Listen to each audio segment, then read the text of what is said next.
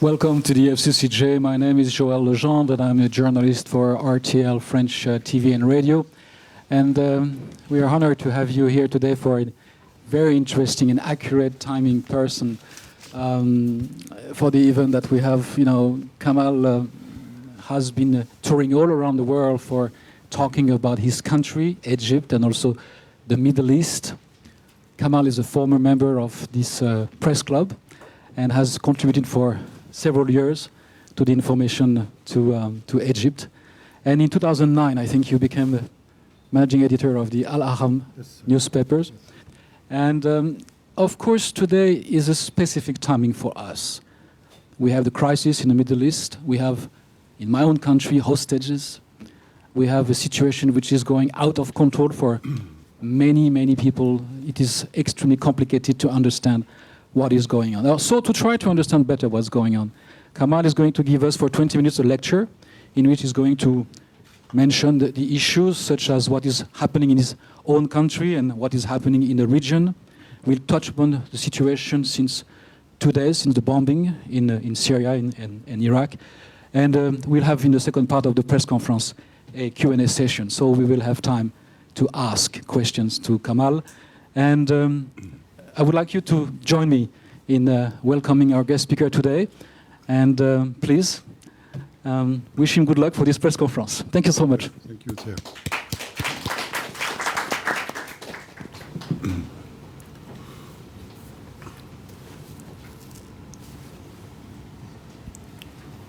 Good evening, ladies and gentlemen.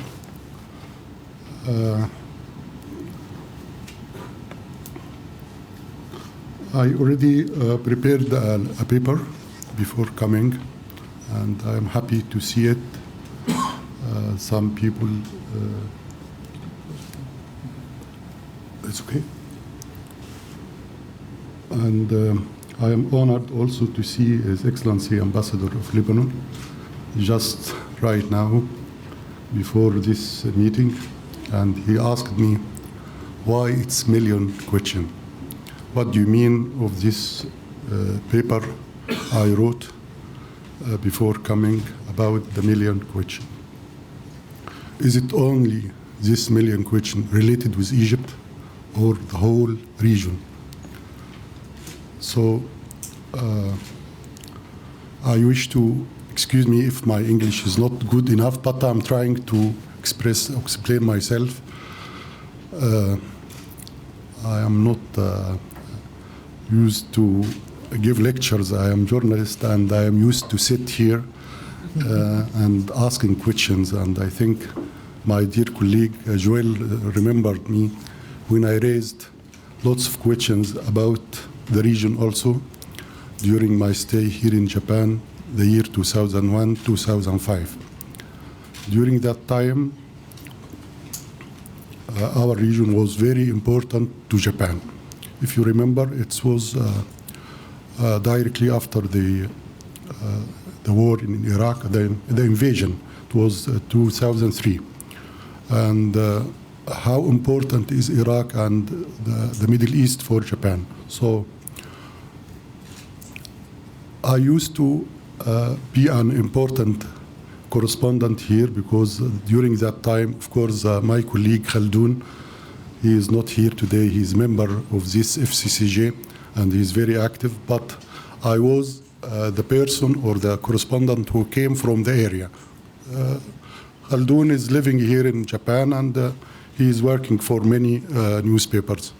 So I am doing my best to ask the questions of the area. I was the only Arab and Egyptian and the only African also correspondent here. So everywhere I am asking the questions about this related with this area and raise it for Japan. So I'm trying to explain why I am used to ask questions, not to give lectures and presentations. Anyway, it's easy for me to speak about the paper I wrote.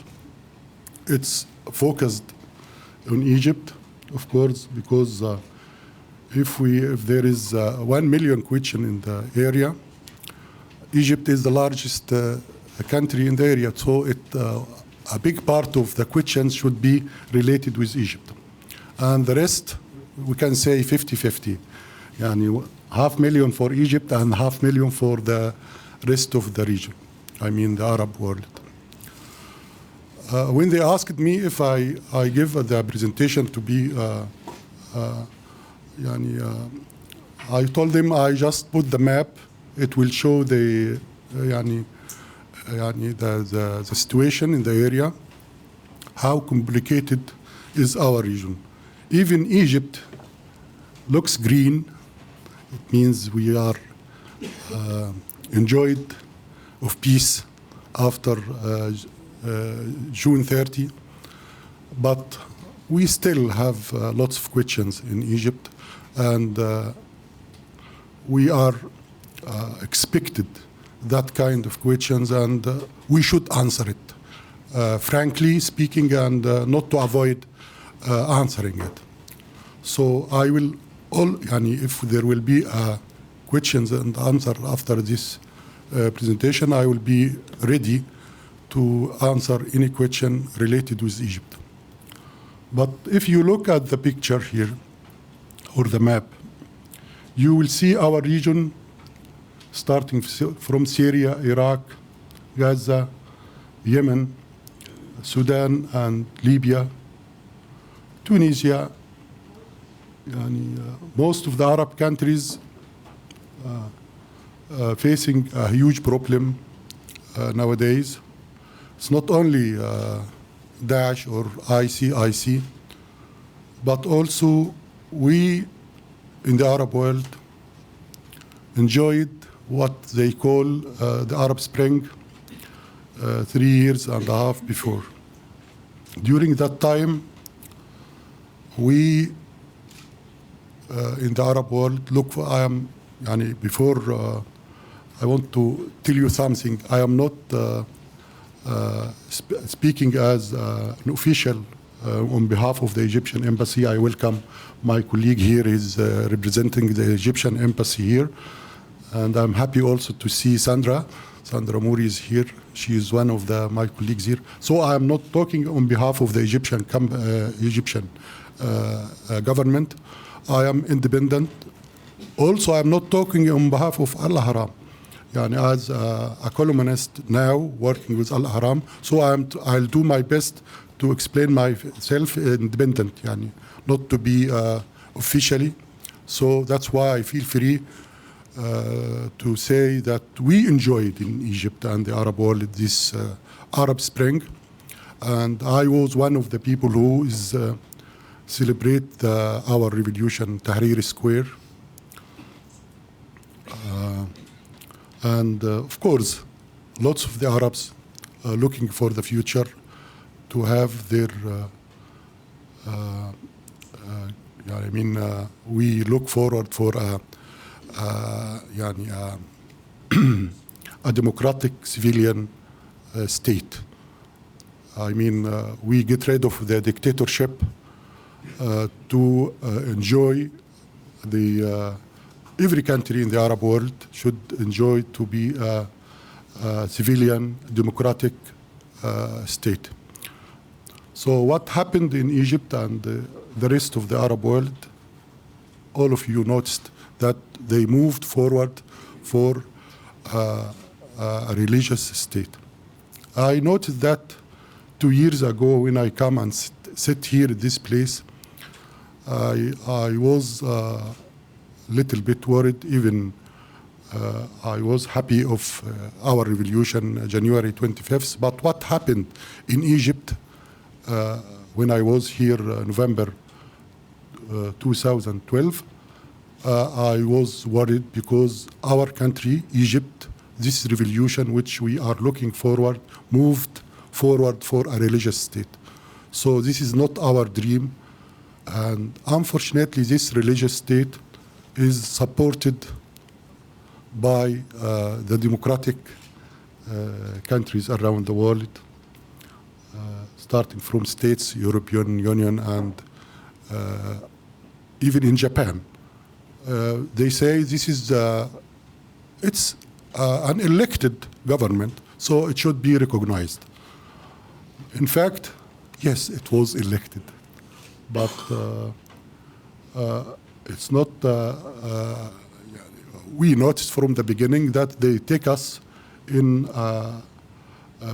opposite way. We told them to build a democratic civilian state, but we see and we noticed from the beginning that they are taking us for a religious state. That's why Egyptians forced, and we are, we decide, we Egyptians decide, not the military, not Sisi, not we Egyptians, proud that we decided to get rid of this regime because it's taking us in opposite way. And this is not what we dream for Egypt and for the future of our country. I myself, even I was celebrated in Tahrir Square, our revolution, January 25th. Also, I was there celebrating Morsi. Even I was not electing him. But this is a democracy, and we should respect. Egyptians should respect the democracy. But once I saw this is not the way we should move forward, so nobody forced me. And I wrote in Ahram many articles against this government. At last, Alhamdulillah, thank God, we get rid of this regime. And we asked the international community to recognize what the Egyptians did, but we faced a huge problem. Same is happening now. This is about Egypt, and I have to talk about it at least 50%, as we say. This means before leaving the Egyptian file, I would like to tell you, we are enjoying a new era in Egypt, but it's not finished yet. The game is not finished yet. It means the same as what happened in Tahrir Square. I celebrated with the revolution. I celebrated with June 30. I celebrated with Morsi. I celebrated with Sisi. So I'm waiting and see what will our elected president Sisi will do. We hope he will take us forward to enjoy what we are dreaming for, a democratic civilian state. We Egyptians against a religious state, a military state. It's clear. If Sisi will take us for a military state, no way. And we have two presidents already now in jail. I tell you why Sisi is different. Because he was already, there is two presidents in jail. And he came, he's really elected. I'm not defending, I'm not explaining why Egyptians, they are, his popularity is more than ever happened, even with Gamal Abdel Nasser, which is I myself a part of Nasserism. So I see Sisi is doing very good, is doing very well, and it's last time when I was here, November 2012, it was only 100 days after Morsi elected or being in power. I'm also here after 100 days after Sisi. It's completely different. I tell you, frankly speaking, what we faced at the beginning of the 100 days of Morsi, it's completely different than what we have and our experience with Sisi this last 100 days. So we will give him chance, same as we give Morsi. I mean Egyptians, not me. And Egyptians will give him full chance, same as they give Morsi. And at least he is not taking us forward for the military or a religious state. This is about Egypt, and the situation in our country. When I say there is 1 million questions, half million in Egypt, so that's why we still have lots of questions waiting for Sisi to answer for the Egyptian and for our future in Egypt, to be stable and to pass our difficulties, especially financial and economic difficulties. We're really facing a big problem, and we need the help. And as I see a representative of the Saudi Arabia and Arab countries here and other countries, we appreciate very much the support from the people, not only the governments, but also from the other Arab countries supporting the Egyptians' step. So this is about Egypt. Of course, what happened in Syria, in Iraq, especially nowadays, before coming here, I saw announcement by the French. Joel is from France, so I'll tell something. Minister of Foreign Affairs of France, there is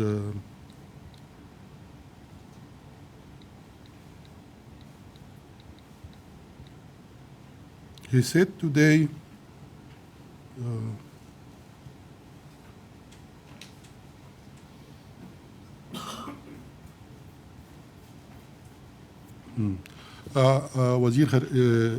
Minister of Foreign Affairs, the Laurent Fabius, he said, at last there is no Islamic State in Iraq and Syria, and they are not Muslims, and there is no an Islamic State. So this is what I have read before coming here. It means the big problem we are facing in Syria and Iraq is not only ISIS or Daesh. It's we are suffering from the dictatorship related with the former regime in Iraq, Saddam Hussein, and the recent regime in Syria, which is leading by Bashar al-Assad. So this is the price of the dictatorship, or this is the income of the dictatorship. This is a very, very bad game. We are in the Arab world astonished that we are not only the players of this game. There is international interference in the area, supporting this kind of violence and terrorism, which is sometimes they are the international. I mean, some people or some countries or some governments around the world interested to see the Arab world fighting each other, or it means the industry of weapons, and so it will be a good idea if the rich Arab countries will spend some more money for weapons, and what to do with this lots of money. So they should be busy of such battle war against each other, and to be busy not to have this war against us in France or in the States. So they usually think that if the Arab world, firstly, they think, I mean, I have to speak directly, United States, Europe, and maybe Japan, there is a strategic dialogue or scenario. They say these people in the Arab world, if they are most of them Muslims, so we can have Muslims regimes, same as what happened in Turkey or in sample of Sudan, and Afghanistan is not good, so Turkey is good. So if they are ready for to be in power, I mean this in Islamic regimes, and leading this country for democracy is good. So that's why they are encouraging Muslim Brotherhood to have to practice their game in Egypt, and they are supporting Nahda in Tunisia and other countries, if you notice. So to have this kind of regimes, Islamic regimes, to lead the Arab or the Islamic countries forward to have some stability in the area. This is a kind of scenario. The other part of the scenario, if they are not accepting that, it means they should be busy fighting each other, spending the money for this kind of wars. So that's why they tried it in Egypt and they failed to have an Islamic regime. And I will tell you something, it's true. What happened during Morsi era in Egypt, the 1 year, terrorism in Egypt and around the world, there is no terrorist attack happened around the world, you can say, during this year. Same as what we are facing now. It means if the Muslim or Islamic terrorist in power, it means they are. That's why they are fighting to be in power in Egypt, in Tunisia, in Yemen, in Syria, in everywhere in the Islamic countries. If they are in power, it's okay. If not, so they have to fight and do these terrorist attacks around the world. So in Syria and in Iraq, there is no Islamic regimes. Of course, Gaza is trying to have another Islamic regime in Gaza, and they are fighting in Lebanon. Unfortunately, they want something in Lebanon also. Yemen, as you see what happened yesterday. So this is the other part of the scenario. Means we are fighting each other. The Islamic and the Arab countries will be divided. This is a scenario, and it's up to the Arabs if they are continue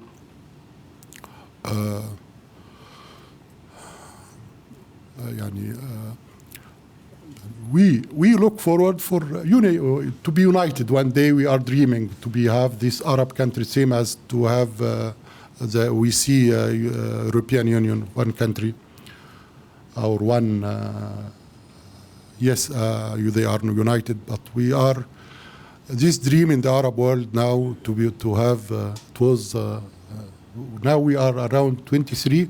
So the map, if you look, may be divided to be more than 40 Arab states.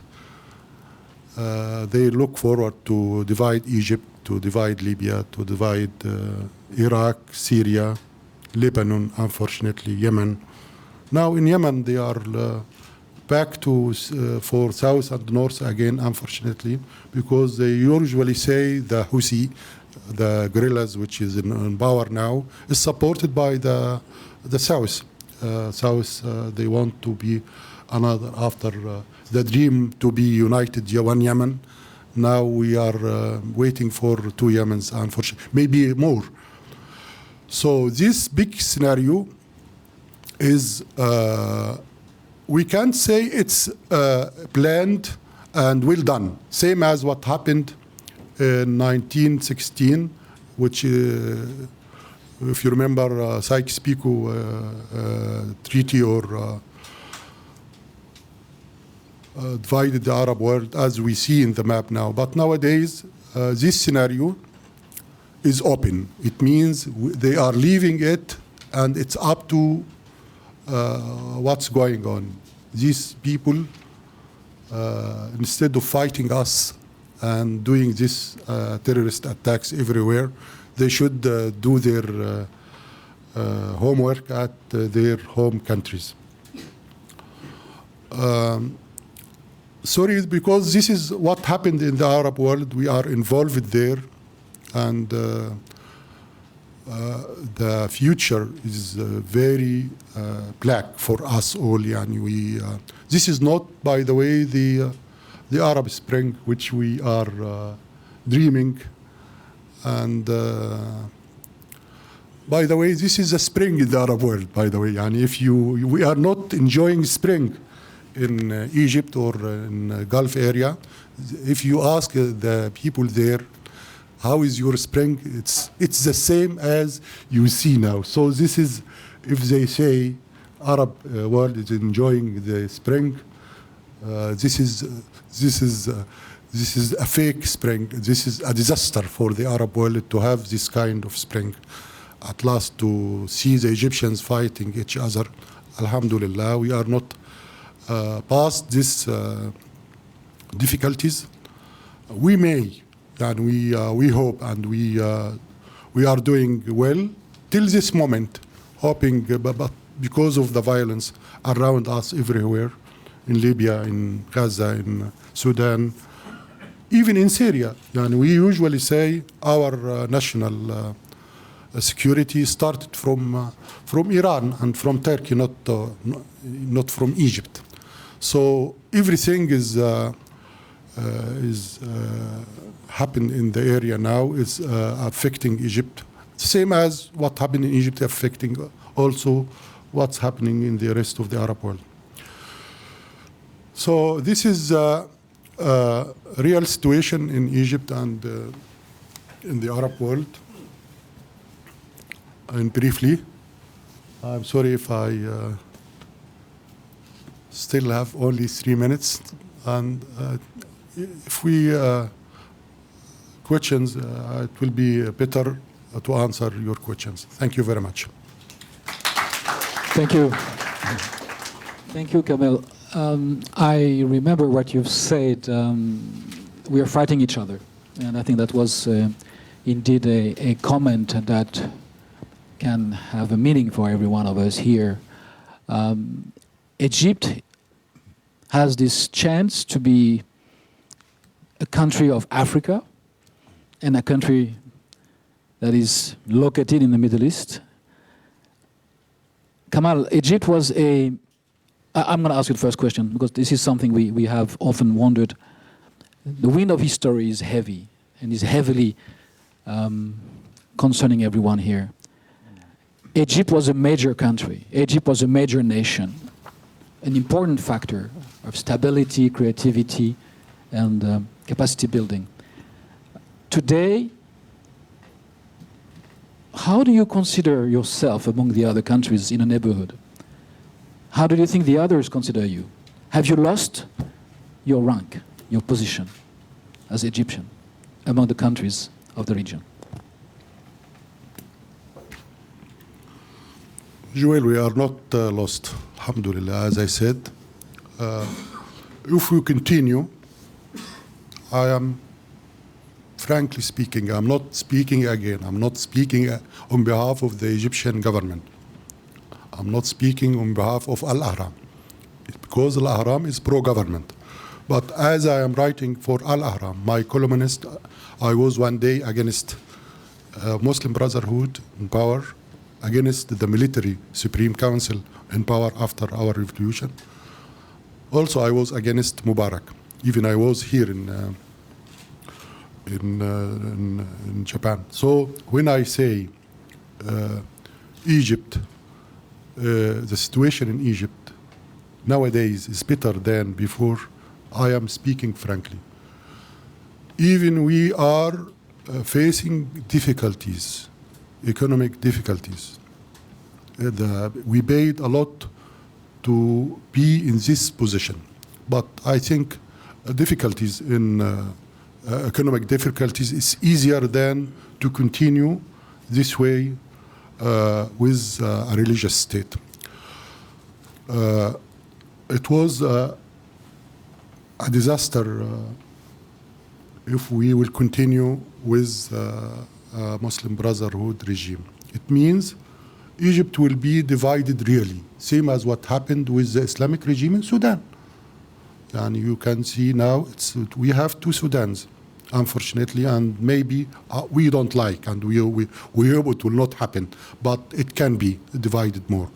We will do our best in Egypt not to, but Egypt will go for sure to be divided if we will continue. So Egypt is enjoying to be one state, one country, one government till this moment, alhamdulillah.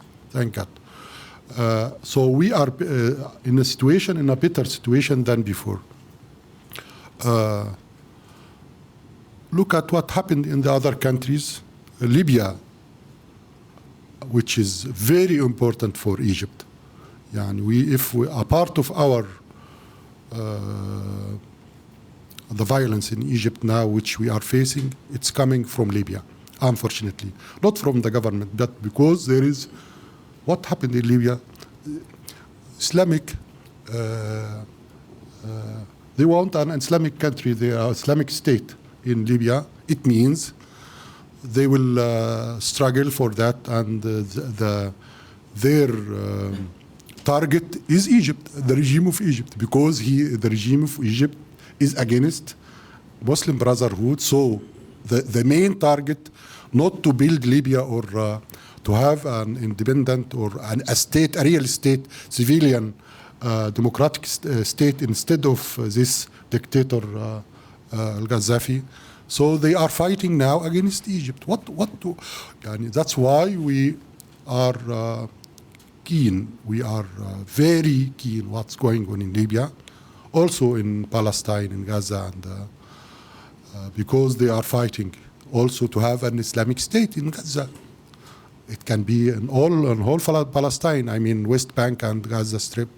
It should be an Islamic state fighting against Jordan or against Egypt or against Libya, Lebanon. So when they think of an Islamic state, it means they want to have the rest of the Arab world to be an Islamic state, and they are not looking for their own state. They are looking for al-Ummah. I mean, the Islamic around the world. Nation, I mean the Islamic nation around the world. Thank you. Thank you. Thank you, Kamal. You know, I have to tell you, we were supposed to have a round table. We were supposed to talk together, but there were so many people coming that we have to have him on stage, although there is no stage. But he's going to answer to us with his passion, his temper, his character, his experience as a journalist, and that is very, very authentic, very interesting, and I thank you for your presentation, and we're going to now have the Q&A session. So if you members of the room have questions to ask to Kamal, please. I think we have a microphone here. You can come and ask the question. Okay? So any question in the room? Dozo. Don't be shy. Yes, Imad. Dozo. Please. The microphone will come to you. Okay, thank you. Feel free. Imad Ajami, Iris Media, Lebanon. Al-Qaeda, who was an organization, become a state. How to deal with it? This is my first question.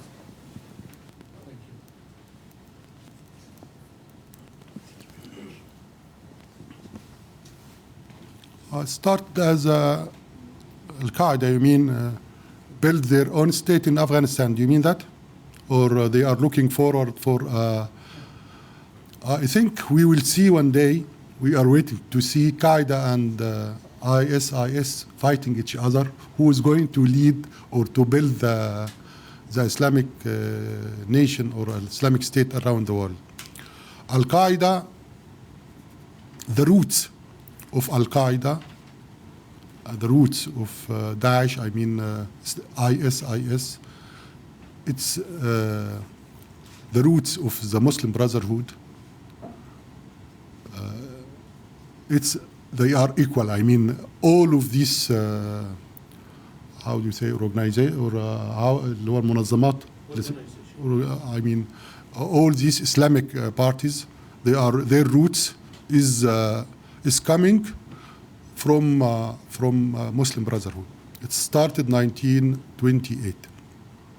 And we in Egypt know them very well. Yani because Egypt, proud, usually Egyptians are proud that they are exporting or they are influencing culturally around the Arab world. But unfortunately, also, we exported this, this متطرفة اللي هي الأفكار متطرفة extremist, Islamic extremist to the other world. So the roots of Al-Qaeda, Ahmad, is the same as IS. And I want to explain something. Who is behind Al-Qaeda? Who is behind IS and IS? Who is behind Hamas? Who is supporting? We have the fikra اللي هي idea or not. We have Muhammad اللي هو حسن البنا, the founder of Muslim Brotherhood. But the rest is really supported, and if you see, Al-Qaeda is in Afghanistan to fight against Soviet Union, occupied Afghanistan.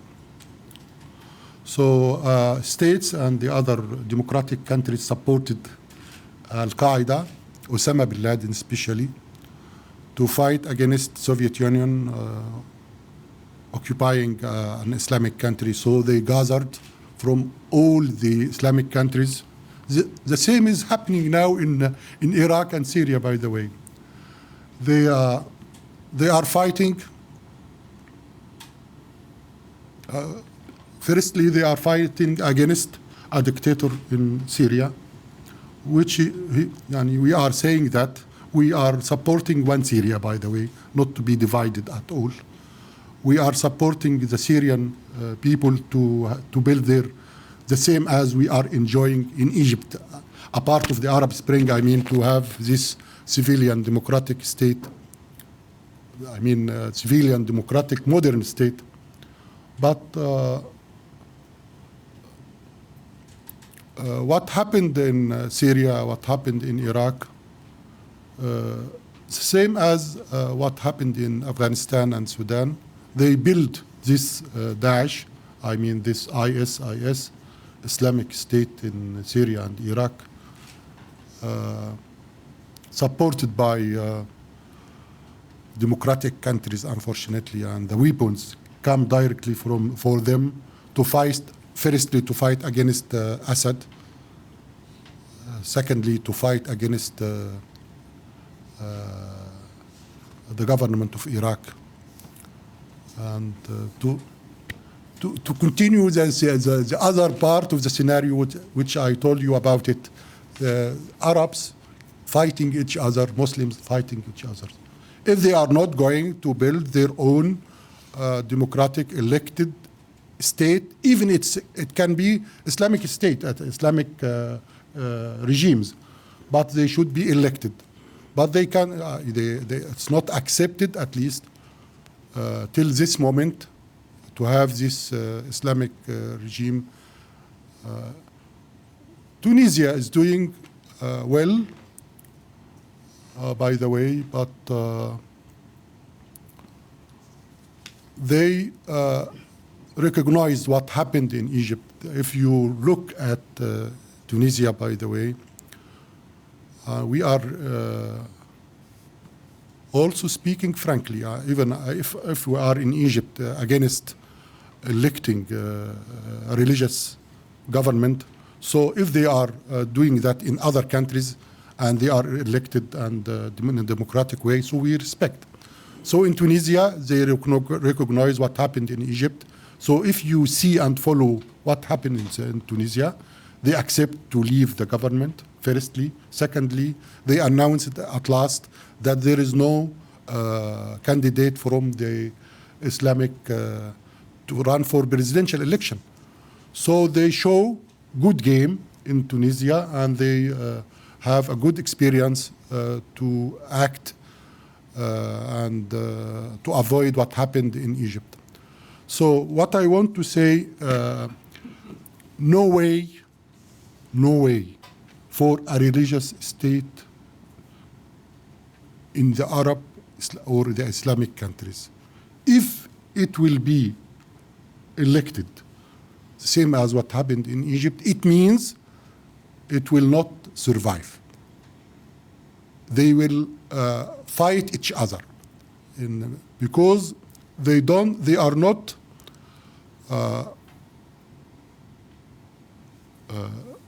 looking only for their own. I mean, they are looking for the future to have this Islamic nation, only one state around the world, which is very difficult. We can't do it in the Arab world. So how it comes with the other nations and difference around the world. So Al-Qaeda, ISIS, it's just لعبة, it's a game, played, a toy, it's played, and unfortunately it's not the mistake of the international community. It's our, we are deeply involved with these games. So that's it, Joel. Yes. Yes, just 1 second. It's a game, but since 2 days it's a game that is again Bad game. Being played with bombings. Dangerous. Just as it's a hot topic, I have to ask you to elaborate a bit on that. What is the perception in your country and your own journalist perception of what's happening right now by the bombing in Syria, the latest bombing? I didn't follow. Is it? It was U.S. forces and the 5 Arab yesterday. countries. The 5 Arab countries have yes, afforded to agree to give their support to this. And among the 5 countries, those are the same. I mean, Jordan, Bahrain, Saudi Arabia, and the 2 others, and the same who were in the Jeddah conference, which happened before the Paris conference. We can therefore wonder if it is an international force indeed, or if it's something that has to be serving the Arab states' interest first. What is your comment on those latest events? They are continuing the game, and I think Al-Qaeda and ISIS in Syria and Iraq, it's dangerous, yes, and we are all afraid to be separated around the rest of the Arab world. But it can be, from the beginning, it can be stopped. But there is a dialogue, or there is a scenario to have this big issue to be in the Arab world. As I told you before, that it will be good for the industry of weapons, and to spend some money for buying or for this business, our countries, which is suffering already for difficulties, economic and financial difficulties. So what happened if they'll spend some more for this Daesh or for this IS and IS? So it's good to fight IS and IS, but a part of the why Daesh and why IS from the beginning to have this game at last. We prepared the land for that, and we prepared the area, the whole region, to have something evil like that to fight against. So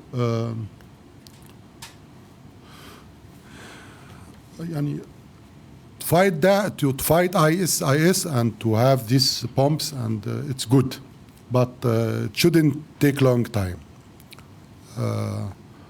And if you fight IS to defeat the Syrian regime, this is another issue. It should be leave the Syrian to consider their future, and fight only against this terrorists in this area. Yes, please. Takashi Koyama, nice to see you again. Nice to see you. I'd like to ask, why do you think the Arab Spring occurred? Why Did it happen? Second question, what would happen to the Shia crescent if Assad falls? الانقلاب على الصوت. Mhm.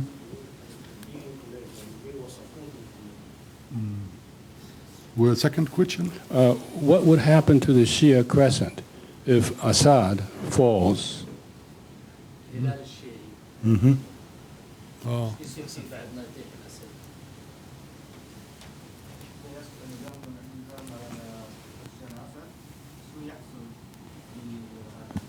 لا هو السؤال الأول اللي هو وصف الربيع العربي بأنه انقلاب أنا مش فاهمه كويس.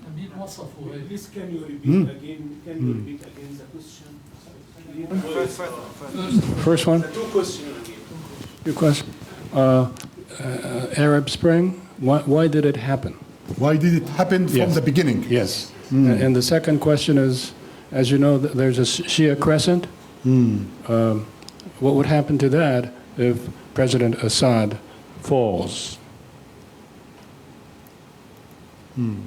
I mean, if he is defeated. This is a part of the million question, which is divided, can be million answer also. You know,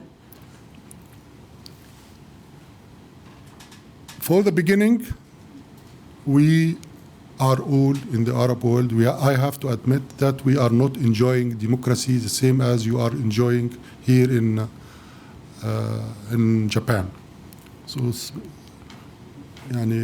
the gap between what we are doing in the Arab world or the Islamic nations and that what happened in Japan is completely different. So we have our own experience with democracy. So, because some states in the Arab world, they are enjoying, they have their own regimes and they think this is a kind of democracy and they are enjoying. So, good luck for them. But this kind of democracy is not the international community which they are recognized. So, we think in the Arab world that what happened in 2001 in Syria, in Egypt, in Libya, in Tunisia, in Yemen, during that time, and I still think this is very important to get rid of these regimes in the area and to have instead a democratic civilian modern state everywhere in the Arab world. If you want stability, a real stability in the world, you should push for that. They think that if they push for that, to elect Islamic regimes instead of former dictators, it means stability, same as what's going on in Turkey or in Malaysia. There is some countries, Islamic countries around the world, they have their own regimes led by the Islamic governments. So it can be in the Arab world. We have an experience with this in Egypt, so we refuse this kind of. We still think that we have a very good revolution and historical revolution in Egypt, January 25th, 2011. And there was also a historical revolution in Tunisia. And we are supporting our people in Syria, in Yemen, to enjoy a real Arab Spring, to have their elected civilian, modern, democratic states. But unfortunately, they are facing what we faced already in Egypt. So the question is, why is the Arab Spring? Yes, we need it, and we enjoying it in Egypt. Even we suffered, but they are, and I think in Tunisia, they are doing their homework. Till this moment, they are going forward to have their own elected president, their elected parliament, and they have finished already the constitution. So it's very important for us in the Arab world and for the stability in the international community to have stability and to have an elected governments to get rid of the dictatorship in the Arab countries. What happened is good for some Arab countries, is not good for the rest, but they will continue. I am sure at the end, Syria will enjoy an elected regime there, and we are supporting, but we are not supported anyway to divide Syria or in Iraq or the rest of the Arab world. So it's important to have and we are the Arab countries, the Arab people, happy to have this revolution of which is called Arab Spring, but the income till this moment is not positive enough. But we are going forward to at least we are in Egypt. It's moving forward to gain the positive income of that. What about the rest of the Arab world? They are still fighting, and in Tunisia, as I told you, it's going well. In Libya, it's a disaster, and in Syria. But this is what's going for the Arab Spring. Thank you. Do you have another question to ask, or are you happy with that? Syria, I told you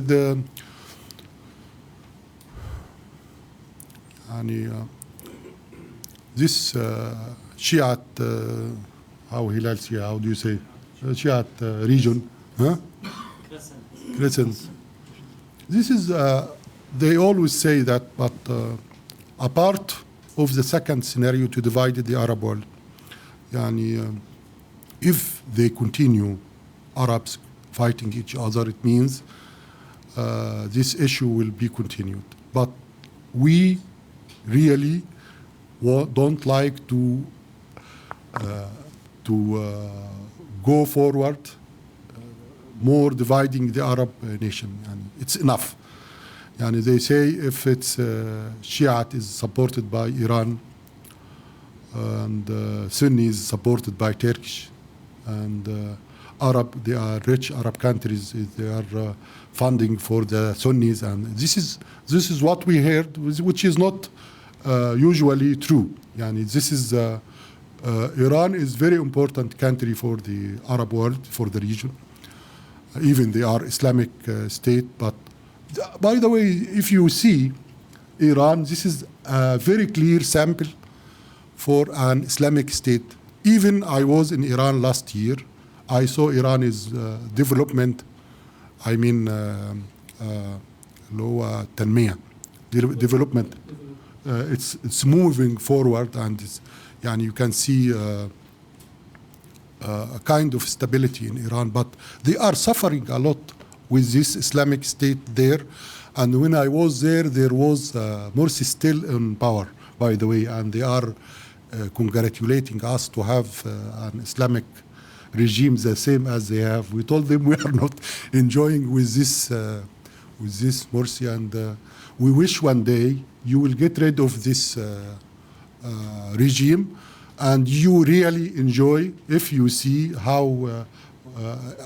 Because if you see Iran suffered a lot, by the way, and of course it's their decision to decide their own, but they are in a very difficult situation.